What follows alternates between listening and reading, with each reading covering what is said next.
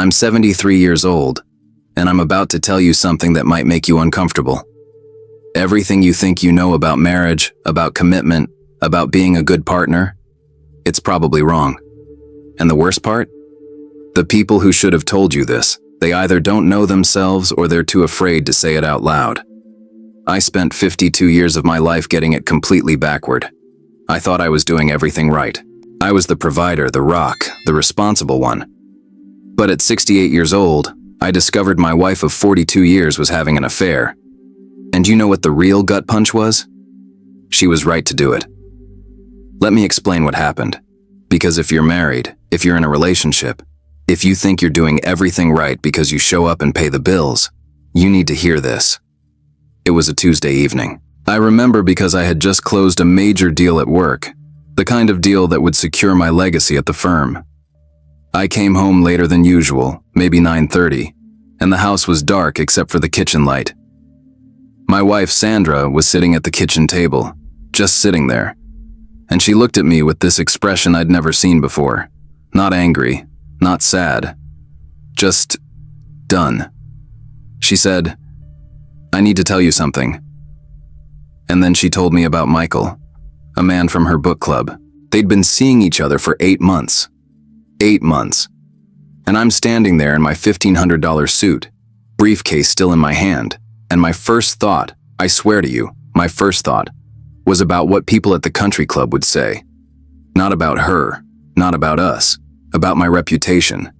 She didn't cry when she told me. That's what I remember most. She was calm. She said, "I don't expect you to understand, but I needed to feel like I mattered to someone." And I said, "God, I can still hear my own voice." I said, "You matter to me. I've given you everything." And she looked at me, really looked at me for what felt like the first time in years, and she said, "No. You've given me things. You've never given me you." That night, lying in the guest bedroom because she asked me to sleep somewhere else, I started thinking about our marriage, really thinking about it. And that's when I realized something terrifying. I couldn't remember the last real conversation we'd had. The last time I'd asked her how she was feeling and actually listened to the answer. The last time I'd touched her without it being about sex. The last time I'd chosen her over work. The divorce took 18 months. Our 2 kids, both in their 40s by then, were devastated. But you know what my daughter said to me? She said, "Dad, I love you, but Mom's been lonely for as long as I can remember." My own daughter. And she was right. I'd been physically present, but emotionally absent for decades. I thought providing was the same as loving. I thought my job was to work hard, make money, give my family security. Nobody told me that security without presence is just a nice prison. Nobody told me that you can betray someone without ever touching another person. You can betray them by never really being there at all. Let me tell you the biggest lie you're probably telling yourself right now. You think, my partner knows I love them. I show up, I provide, I'm faithful. And maybe you are faithful, in the technical sense. You're not sleeping with anyone else. But are you really there? When your partner talks about their day, are you listening or are you thinking about work? When they reach for your hand, do you squeeze back or do you pull away to check your phone? When they say they need you, do you show up or do you tell them you're busy? I did all of that. For 42 years, I did all of that. And I told myself I was being a good husband because I never cheated, I made good money, I showed up at family dinners. But I was cheating. I was cheating her out of a real partner. I was cheating my kids out of a father who was emotionally available. I was there, but I wasn't present. And there's a massive difference. Here's what I've learned in these last 5 years since the divorce, and this is going to sound harsh, but I need you to hear it. Infidelity is rarely about sex. It's about loneliness. It's about feeling invisible to the person who's supposed to see you most clearly. When Sandra told me about Michael, I wanted to hate him. I wanted to hate her. But the truth is, Michael didn't destroy my marriage. I did. Over 42 years, one distracted conversation at a time. One, I'm too tired at a time. One, not now, I'm busy, at a time. I destroyed it so slowly that neither of us noticed until it was already dead. She found someone who asked about her day and meant it. Someone who looked at her like she mattered. And I'm not saying affairs are right. They're not. But I understand now why it happened. You can't starve someone emotionally for decades and expect them to stay. You know what haunts me? The small moments. I don't lie awake thinking about the affair. I lie awake thinking about all the times she tried to connect with me and I shut her down. Like this one time, maybe 15 years into our marriage, she wanted to go dancing. We used to dance when we were dating. She loved it. And she asked me to take her out. Just the two of us, no kids. And I said I was too tired. I had a big presentation the next day. She said okay, smiled, and never asked again. Never asked again. How many moments like that were there? How many times did she reach out and I wasn't there to take her hand? I'll tell you something else. After the divorce, I ran into Michael at a coffee shop. Complete accident. I recognized him from a photo, and I expected to feel rage. But you know what I felt? Jealous. Because he knew things about my wife that I never bothered to learn. He knew her favorite poet, some woman named Mary Oliver. Apparently Sandra had been obsessed with her work for years. I had no idea. He knew about her dream to take a pottery class. He knew she cried every year on the anniversary of her mother's death. 42 years I was married to this woman, and a man she'd known for 8 months knew her better than I did. Let me tell you about success, about achievement, about climbing the ladder. Because that's what I did. I made partner at my firm by 35, built a reputation, made millions, got the house, the car, the club membership. Every marker of success, I hit it. And you know what? None of it mattered. None of it kept my wife from feeling so lonely she found comfort in another man's arms. None of it prevented my kids from growing up feeling like they had to compete with my job for my attention. I gave them everything except what they actually needed, which was me. Actually me. Not the tired version at the end of a 70-hour work week. Not the distracted version checking emails at the dinner table. The present, engaged, emotionally available version. And I never gave them that. I told myself I was sacrificing for them. Working hard so they could have opportunities. But that's a lie we tell ourselves to justify our absence. My kids didn't need a bigger house. They needed a father who showed up to their soccer games and actually watched instead of taking work calls. Sandra didn't need a nicer car. She needed a husband who asked about her dreams and gave a damn about the answer. Here's the thing about emotional neglect. It's invisible until it's not. It's death by 1,000 cuts, so small you don't notice them individually. But they add up. They accumulate. And one day you wake up and you're strangers living in the same house. That's what happened to us. We became roommates who occasionally had sex. We stopped talking about anything real. We stopped seeing each other. And I didn't even notice because I was too busy being important at work. Do you know what I was doing the night my daughter called to tell me she was pregnant with my first grandchild? I was in a board meeting. I let it go to voicemail. I called her back 3 hours later, and by then, she'd already told her mother, her mother-in-law, her best friend. I was fourth on the list. And you know why? Because that's where I'd positioned myself in her life. Always busy, always distracted, always coming in 4th or 5th or 10th. I want to tell you about a moment that still makes me physically ill to remember. My son was 12. He was in a school play. Some small production, I don't even remember what it was. Sandra asked me to come. She said it would mean everything to him. And I said I would. I even put it in my calendar. But that afternoon, a client called with a crisis. Not a real crisis looking back, just typical business drama. But I convinced myself it was urgent. I called Sandra and told her I couldn't make it. She didn't say anything for a long moment. Then she just said, "Okay," and hung up. My son did great in the play. I know because Sandra showed me the video. In it, after he takes his bow, you can see him scanning the audience, looking for me. And when he doesn't find me, his smile gets smaller, just a little. But I saw it in the video.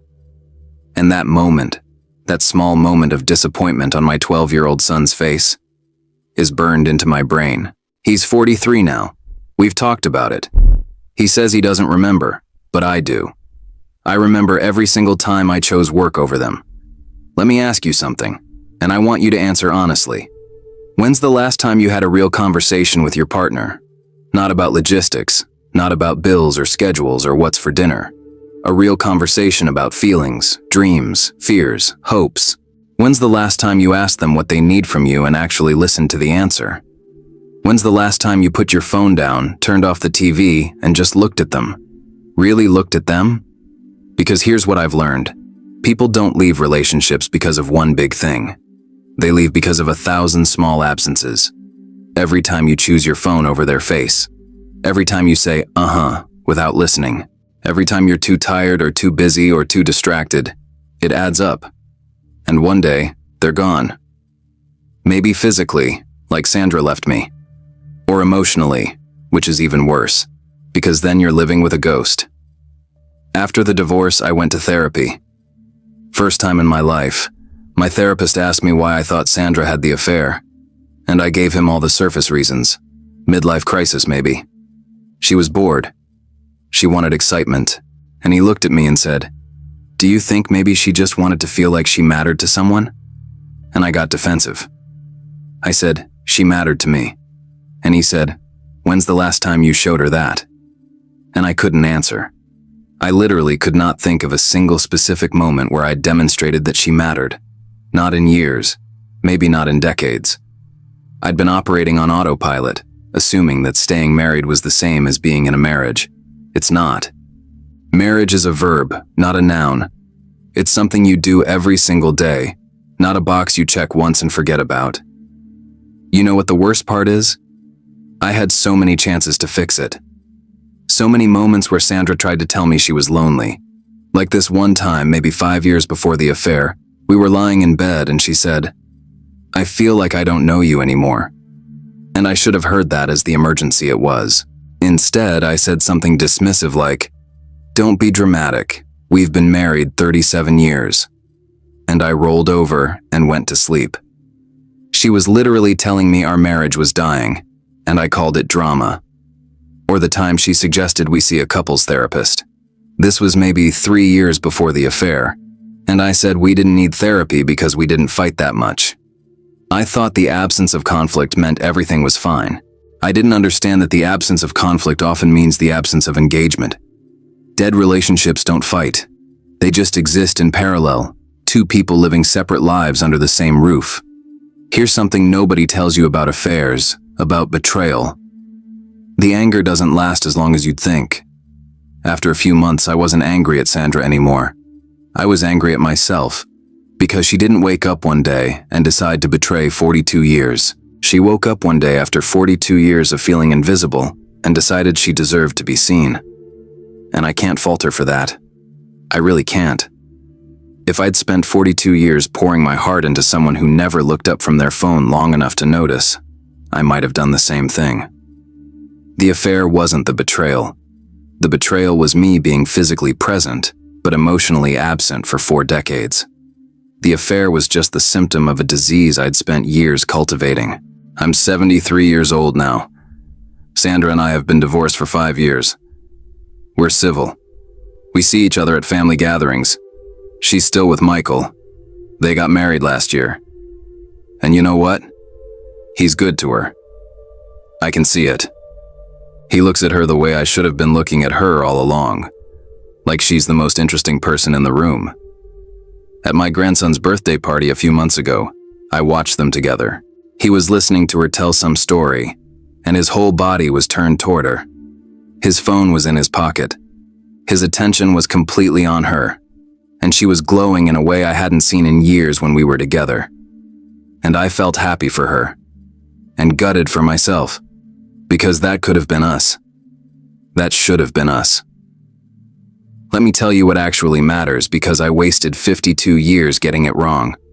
What matters is presence, not presence. Presence, being emotionally available. Actually caring about the inner lives of the people you claim to love. Asking questions and listening to the answers. Putting your phone down. Making eye contact. touching gently for no reason, saying, "I love you," and meaning it, not just saying it by rote before you hang up the phone. What matters is making the people in your life feel like they matter, not through grand gestures, through small daily choices. Choose them. Choose to listen. Choose to show up. Choose to be fully present in your own life instead of sleepwalking through it while you chase success or money or whatever carrot you've convinced yourself is more important than the people you love. My kids and I have a better relationship now than we did when I was married to their mother. Isn't that ironic? It took losing my marriage for me to learn how to actually be present with them. We talk regularly now. Real conversations. I ask about their lives. I listen. I show up. I'm learning to be the father I should have been all along. But I can't get those years back. I can't go back to when they were young and needed me, and I was too busy climbing the corporate ladder. I can't redo my son's childhood. I can't be there for my daughter when she was going through her divorce and I was too wrapped up in my own career crisis to notice she was falling apart. Those moments are gone. All I can do is be present now and hope it's enough. If you're in a relationship right now, I want you to stop for a second and think about this honestly. If your partner suddenly disappeared tomorrow, what would you regret? Would it be that you didn't work harder? That you didn't make more money? That you didn't achieve more? Or would it be all the moments you weren't truly there? All the times you were in the same room but a million miles away? All the conversations you half listened to? All the times they reached for you and you were too busy or too tired or too distracted? Because I promise you, when it's over, whether through death or divorce, or just drifting apart, you won't regret the extra hours you didn't put in at work. You'll regret every single moment you chose anything over them. Here's what I want you to do. Tonight, when you get home, put your phone in a drawer. Not on silent. In a drawer. Sit down with your partner. Look at them. Really look at them. Ask them how they're doing. And when they answer, don't think about what you're going to say next. Don't think about your to-do list or your work problems. Just listen. Listen like they're the most important person in the world, because to you, they should be. Tell them something you appreciate about them, something specific. Not, "You're great," or, "I love you." Say exactly what you appreciate. Touch them. Hold their hand. Hug them for more than 3 seconds. Be present. Fully, completely present. Because every day you're not doing this, you're one day closer to either they're gone, or you're gone, or the relationship is gone. And you can't get those days back. Stop telling yourself you'll be more present after this project, after this promotion, after you make more money, after the kids are older, after you retire. That day never comes. The goalposts keep moving. There's always going to be another deadline, another goal, another excuse. The time is now. Not tomorrow. Not next week. Now. Today. This moment. Because you don't know how many moments you have left. Sandra and I thought we had all the time in the world. We got married in our 20s. Figured we had decades ahead of us. Plenty of time to really connect later. After the career was established. After the kids were grown. After. And then suddenly we were in our 60s and we'd become strangers. All that time we thought we had, we'd wasted being in the same space but not in the same moment. I'm 73 years old. If I'm lucky, maybe I've got 10 more years. Maybe less. I'm healthy now, but time doesn't care about that. Every single day, I'm one day closer to the end, and I'm okay with that. I've made my peace with mortality. But what I'm not okay with, what eats at me every single day, is knowing that I had 42 years with a woman who loved me, and I squandered it. I traded presence for productivity. I traded intimacy for achievement. I traded the life I could have lived for the life I thought I was supposed to live. And I can't get those years back. I can't undo the loneliness I caused. I can't give Sandra back the decades she spent feeling invisible. All I can do is tell you about it, hoping that maybe one person will hear this and choose differently. You have a choice right now, today. Keep living on autopilot, telling yourself that providing is the same as loving, that your physical presence is enough, that you'll work on the relationship later when you have more time. Or you can wake up, right now, today, and realize that the people in your life, your partner, your kids, your parents, they don't need your money or your achievements or your stress. They need you, the real you, present, engaged, emotionally available, not perfect, just there, fully there. The clock is ticking, for all of us. You don't have unlimited time to figure this out. One day you'll be 73 like me, looking back, adding up all the moments you weren't really there. Don't let that be you. Don't waste 52 years learning what I could tell you right now in 2 words. Be present. That's it. That's the secret to everything. Not success, not achievement, not wealth. Presence. Showing up fully in your own life. Paying attention to the people who matter. Choosing them over and over again, in small daily ways, until those small daily choices become the foundation of a life actually lived instead of just endured. If this resonates with you, share it. Leave a comment telling me what you're going to do differently today, not tomorrow, today. Because today is all any of us actually have. Subscribe, because I have more truths to share and not much time left to share them. I'm 73 years old. I lost my marriage because I thought being there physically was enough. It wasn't. Don't make my mistake. The clock is ticking. What are you going to do with your time?